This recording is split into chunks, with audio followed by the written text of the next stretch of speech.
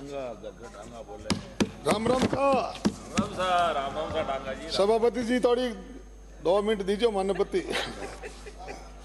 माननीय सभापति महोदय, आपने मुझे मांग संख्या 41 जन स्वास्थ्य अभियांत्रिकी पर बोलने का मौका दिया, आपका बहुत बहुत धन्यवाद। पानी जैसे गंभीर और बहुत महत्वपूर्ण विषय पर आज यह सदन चर्चा कर रहा है। इंसान के जीने के लिए भी हवा और पानी बहुत ही जरूरी है। रहीम जी ने अपने दोहों में भी पानी का महत्व बताया और कहा, रहीमन पानी राखे बिन पानी सब सुन, पानी गए ने उबरे मोती मानस चुन। अर्थात पानी के बिना जीवन की कल्पना भी नहीं की जा सकती। और हमारे राजस्थान में तो पानी की क्या कीमत है, ये पश्चिमी राजस्थान के लोगों से ज़्यादा कौन जान सकता है। हमारे प्रदेश का एक बहुत बड़ा हिस्सा रेगिस्तानी है, जहाँ पीने के पानी की एक एक बूंद कीमती है।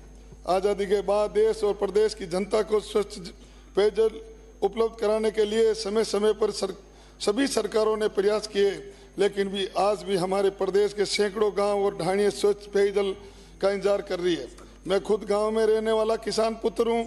मैंने पीने के पानी के लिए मशक्कत करती हुई हमारी माता बहनों को देखा, जोड़ और तालाबों से पानी लाते देखा, जो पानी पीने योग्य नहीं होता था, लेकिन मजबूरी थी, पीना पड़ता था। मैं नागौर जिले से आता हूँ, जहाँ भूजल खारा है और पीने योग्य नहीं है, लेकिन हमारे लोग मजबूरी में वो खारा पानी पीते हैं, उसमें फ्लोराइड की मात्रा भी ज़्यादा है। इन सब समस्या को अगर किसी ने समझा और जाना तो वो है हमारे यशस्वी प्रधानमंत्री आदरणीय श्री नरेंद्र जी मोदी। मैं धन्यवाद दूंगा प्रधानमंत्री जी को, जिन्होंने गाँवों में बसने वाले भारत के लोगों की मूलभूत जरूरत को समझा और जल जीवन मिशन के नाम से एक ऐसी योजना की शुरुआत की जो देश के हर परिवार को नल से जल उपलब्ध कराने के लिए एक ऐतिहासिक और क्रांतिकारी योजना बन गई। 2019 तक जल जीवन मिशन योजना शुरू होने से पहले देश के ग्रामीण इलाकों के केवल 23 करोड़ परिवारों को ही नल से जल मिल रहा था।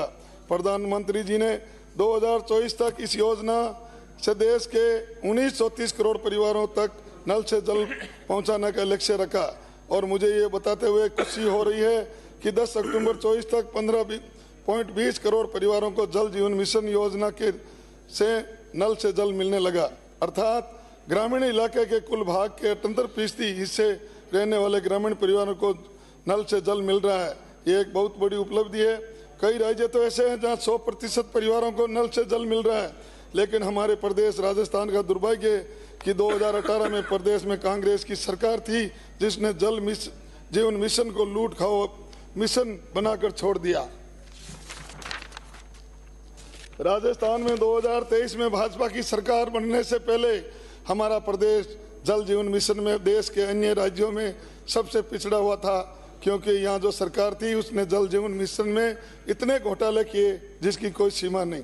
इन्होंने राजस्थान की जनता के पानी के हक पर डाका डालने का काम किया। पाइप की क्वालिटी देखो, चाहे जो टंकियां बनी है उनकी क्वालिटी देख लो, इन्होंने हर चीज़ में घोटाला किया। इन्होंने घटिया पाइपलाइन डालने का काम किया, टोंटियां लगवा दी, लेकिन आज तक पानी नहीं। उनको दोबारा से ठीक कराना पड़ेगा, वरना कोई बड़ा हादसा भी हो सकता है। और तो और इन्होंने पानी देने में भी भेदभाव करने में कोई कसर नहीं छोड़ी। छांट कर भाजपा विचारधारा के परिवारों को जल जीवन मिशन के सर्वे से वंचित किया, और जब डीपीआर बनी तो उसमें अधिकांश गांव ढाणियों को वंचित रख दिया। हमारे प्रदेश का सौभाग्य है कि प्रदेश को आदरणीय मुख्यमंत्री जी श्री बदन लाल जी शर्मा के रूप में एक ऐसा कर्मयोगी, जमीन से जुड़ा हुआ किसान पुत्र मुख्यमंत्री मिला, जो जनता के दुख दर्द और तकलीफ को जानता हुए समझता है।